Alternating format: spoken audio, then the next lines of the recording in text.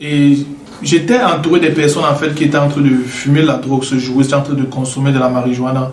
Et aussi, pour ne pas me laisser intimider par ces personnes, je me suis mis aussi à fumer. Parce que j'étais quelqu'un de très fort dans ces jeux et j'étais en train de les gagner en fait. Et pour ne pas me laisser intimider, je me suis mis à fumer.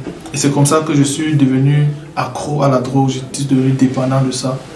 Et j'ai grandi dans ça, j'ai grandi, j'ai fait la rencontre de d'autres personnes qui fumaient aussi ça et tout. Et il n'y avait pas juste ça, il y avait le vol à la maison, il y avait les fêtes, les boîtes de nuit, la fornication.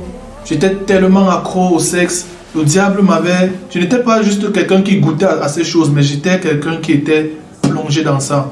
Et le diable m'avait vraiment enchaîné, emprisonné par ces choses.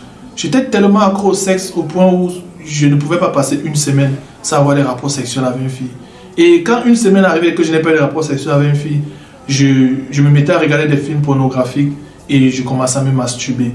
Et ce sont des choses qui m'ont détruit. Et à ce moment, je ne savais pas que c'était en train de me détruire en fait. Je me plaisais dans ça. Et je continuais à grandir dans ça. Aimant le sexe, comme je vous ai dit, au point où un jour j'ai attrapé une maladie sexuellement transmissible qui m'avait rongé à l'intérieur de moi jusqu'à se répercuter sur ma peau. Des blessures sortaient de moi, tout mon corps de la tête aux pieds. Et j'ai fait 2 semaines, je ne sortais pas à la maison. Jusqu'au jour où un ami à moi est venu à la maison, il m'a dit, ça c'est quoi? Il faut aller à l'hôpital. Nous sommes allés à l'hôpital et par la grâce de Dieu, j'ai été soigné. Ce n'était pas le VIH-Sida, mais j'ai été soigné par la grâce de Dieu. Et c'est comme ça que j'ai continué dans cette vie. J'ai continué dans cette vie. J'aimais la nuit. Quand il faisait nuit, c'était comme le jour pour moi. J'aimais la nuit. Je pouvais sortir aujourd'hui, je rentre dans 3 jours. J'avais des problèmes avec mon papa constamment. Et c'est comme ça que j'ai continué à grandir. Jusqu'au jour, le Seigneur, et en fait dans cette vie, le Seigneur m'a tellement protégé. Le Seigneur, c'est pour ça que je dis que Dieu m'a beaucoup aimé. Le Seigneur m'a tellement protégé. Parce que je me rappelle un jour, j'étais dans un endroit en train de fumer de la drogue. C'était un endroit tellement compliqué que pour entrer là-bas, il fallait que quelqu'un qui est connu du milieu. Et j'étais dans cet endroit, parce que c'était un endroit qui avait plus de 3 barrières avant d'entrer pour consommer la drogue. Et j'étais là-bas. Et le grand frère qui avait cet endroit, il était connu des forces de l'ordre. Il était recherché. Et ce jour-là, je suis là-bas en train de fumer de la drogue. Il y a une voix en moi qui me dit, lève-toi, tu pars. Je voulais d'abord hésiter, mais ça ne faisait qu'insister. Et je me suis levé, je suis sorti. Quelques minutes après, j'ai appris qu'il y a eu des pick-up de la gendarmerie nationale qui descendaient pour venir rafler. Des personnes ont été prises, des personnes ont été emportées. Et je connais pas mal de personnes qui ont fait 2 ans, 3 ans de prison. Pas des cellules prison. Et le Seigneur, c'est comme ça que le Seigneur m'avait gardé. Le Seigneur m'avait gardé.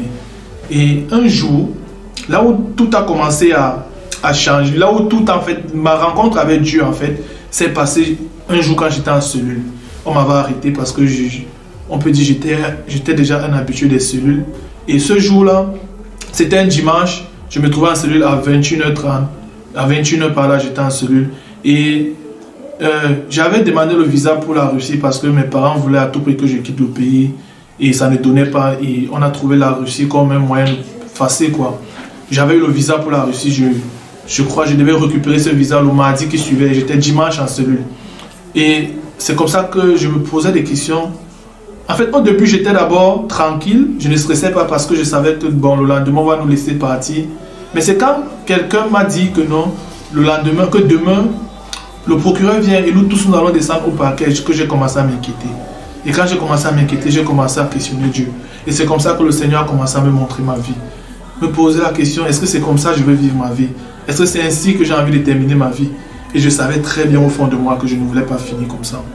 C'est là où j'ai pris un engagement avec Dieu.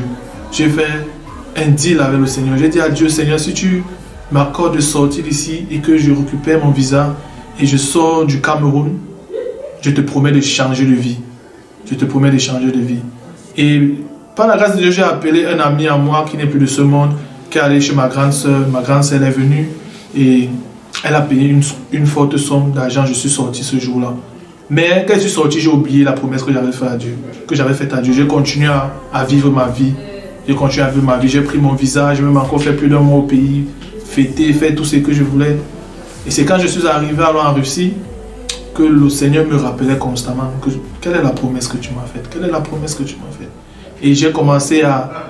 Certes, j'avais déjà arrêté certains trucs, mais il y avait toujours la compagnie qui ne donnait pas. Je me retrouvais toujours à partir en boîte de nuit, à draguer les filles russes pour vite apprendre la langue et tout.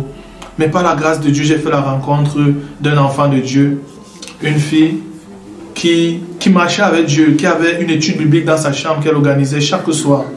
Et c'est comme ça qu'elle m'a invité. Je suis parti, j'ai su que Dieu était en train de tracer le chemin. Je suis parti, c'est comme ça que j'ai commencé à écouter la parole de Dieu. J'ai commencé à lire la Bible. Celle que je ne la lisais pas profondément, mais je pouvais lire certains versets quand on étudiait sur la parole ensemble. Et cela a commencé à créer quelque chose en moi. Un désir de vouloir appartenir à Dieu.